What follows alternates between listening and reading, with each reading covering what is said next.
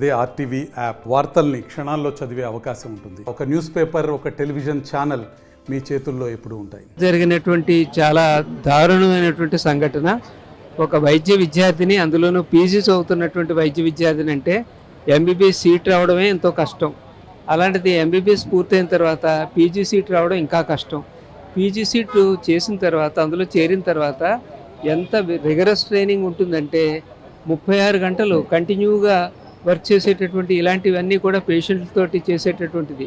అలాంటిది ఒక ప్రభుత్వ కళాశాలలో మంచి సీటు సంపాదించుకున్నటువంటి చెస్ట్ మెడిసిన్ విద్యార్థిని అలసిపోయి చివరికి డ్యూటీ డాక్టర్స్ రూములు కూడా లేకుండా ఉన్నటువంటి పరిస్థితిలో సెమినార్ హాల్లో పడుకున్న టైంలో మరి ఇంత దారుణం జరిగిందంటే, ఈ దారుణం కేవలం లైంగిక చర్యగానే కాకుండా దీని వెనకాల ఏదో పెద్ద కుట్ర ఉందేమో అని కూడా అనిపిస్తుంది. ఎందుకంటే ఆ అమ్మాయి మంచి సోషల్ యాక్టివిస్ట్ అని, ఏదైనా సరే అరాచకం జరుగుతుంటే సహించలేదని, ఇదివరకు కూడా కొన్ని కంప్లైంట్లు అయ్యి ఆవిడ ఇవ్వడం జరిగిందని, ఆ కక్షతోటి ఇదంతా జరిగిందేమో కూడా అనిపిస్తుంది. ఏదేమైనప్పటికీ కూడా ఒక గొప్ప భవిష్యత్తుని మొగ్గలోనే తుడిచేయడం అనేది జరిగింది. ఇలాంటివి ఇప్పుడు సహించడం మొదలెడితే అది ముందు ముందు ఎన్నో దారుణాలకి దారితీస్తుంది. కాబట్టి అది దుర్మార్గుల్ని సత్వర న్యాయం కోసం, అంటే ఏదో చట్టాలేదో ఉన్న చట్టాలే చాలు నిజానికి అలాంటి వాళ్ళు ఉరి తీయడానికి, అది ఫాస్ట్ ట్రాక్ కోర్టు లాంటివి పెట్టి ఇన్వెస్టిగేషన్ అంతా కూడా చాలా ఫాస్ట్గా జరిగి వాళ్ళకి తగిన శిక్ష విధించడమే నిజమైనటువంటి న్యాయం అనిపిస్తుంది.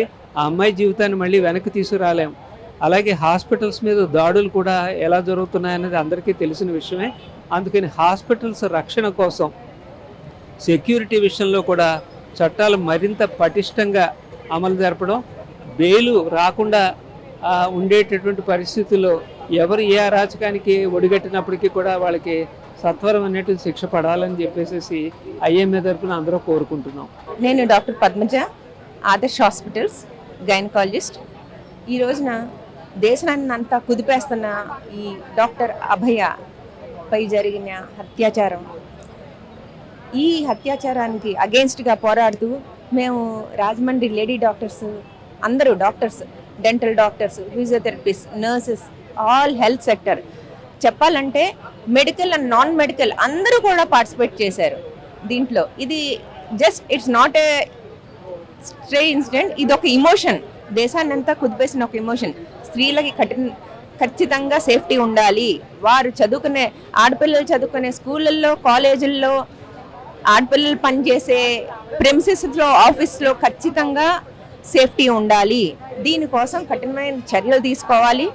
అండ్ ప్రతి భారతీయ పౌరుడి మనసులో కూడా ప్రతి స్త్రీలో ఒక కూతురునో, ఒక చెల్లినో, ఒక అక్కనో, ఒక తల్లినో చూసే స్వభావం అన్నది ఇమిడిన రోజే స్త్రీలకి ఈ సేఫ్టీ. అలా విషయాలు జరిగినాయండి. కానీ ఇది అన్నిటికంటే హారబుల్ థింగ్ కదా.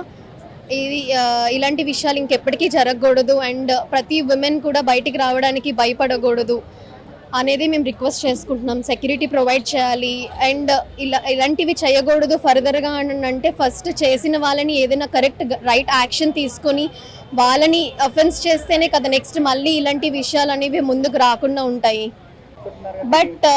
బట్ ఈ విషయం జరిగాక అది 9th జరిగింది. But still now the protest is continuing and we wish this protest will continue for together and we will win together. We are hoping for the justice.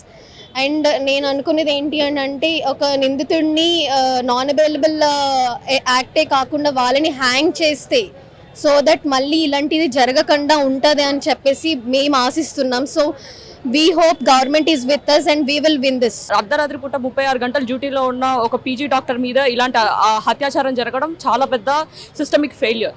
అది కాకుండా జరిగిన అత్యాచారాన్ని సూసైడ్గా ప్రెస్ రిలీజ్ స్టేట్మెంట్ వాళ్ళ పేరెంట్స్కి చెప్పడం ఇంకా పెద్ద సిస్టమిక్ ఫెయిల్యూర్. అది కాకుండా ఆజాగర్ మెడికల్ కాలేజ్లో ఇప్పటికీ గత కొన్నేళ్లుగా ఎంతోమంది పీజీ రెసిడెంట్స్, ఇంటర్న్స్ వాళ్ళందరూ ఎన్నో ఇబ్బందులు ఎదుర్కొన్నట్టు చాలాసార్లు న్యూస్ వచ్చింది. అయినా ఏం చేయకపోవడం ఇంకా పెద్ద ఫెయిల్యూర్.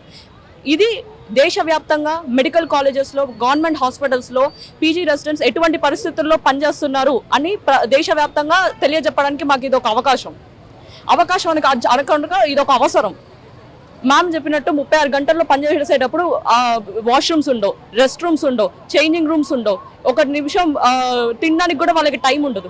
ఇలాంటి సిచ్యువేషన్స్లో కనీసం సెక్యూరిటీ కూడా ప్రొవైడ్ చేయలేకపోతే అది కంపల్సరీ ఒక సొసైటీ ఫెయిల్యూర్, సిస్టమిక్ ఫెయిల్యూర్. మేము ప్రతిసారి డాక్టర్స్ ప్రొటెస్ట్ చేస్తారు, ప్రతిసారి డాక్టర్స్ ఏ సొసైటీ ఇష్యూ అయినా ముందుకు వస్తారు. ఎందుకంటే సొసైటీలో జరిగే ఏ మార్పుకైనా కానీ ఫస్ట్ దాని ఎఫెక్ట్, దాన్ని ట్రీట్ చేసేది, దాన్ని అనలైజ్ చేసేది doctor community, medical community, health professional community.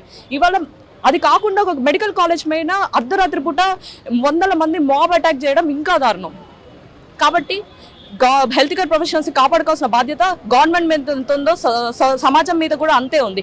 ఇప్పుడు ఇది కేవలం హెల్త్ కేర్ ప్రొఫెషనల్స్ ఇష్యూగా సమాజం ట్రీట్ చేస్తుంది. ఇది ఒక హెల్త్ కేర్ ప్రొఫెషనల్ ఇష్యూ కాదు, ఇది ఒక అమ్మాయి మీద జరిగిన అత్యాచారం. ఆ అమ్మాయి మీద జరిగిన అత్యాచారాన్ని కవర్ చేయడానికి గవర్నమెంట్ చేసిన ప్రతిదీ తప్పు. అది ఇవాళ ఒక డాక్టర్కి జరిగింది, రేపు ఎవరికైనా జరిగింది. ఇన్ఫాక్ట్ ప్రతిరోజు జరుగుతూనే ఉంది. ఇవాళ మనం మాట్లాడుతున్నంతసేపు ఎక్కడో చోట ఏదో ఒక అమ్మాయి మీద ఏదో రకం అత్యాచారమో, ఈవ్ టీసింగో, స్టాకింగో జరుగుతూనే ఉంది. మరిన్ని వీడియోస్ కోసం ఛానల్ ని సబ్స్క్రైబ్ చేయండి, లేటెస్ట్ అప్డేట్స్ కోసం వాట్సాప్ ఛానల్ ని ఫాలో చేయండి, అండ్ లింక్ డిస్క్రిప్షన్ లో ఉంది.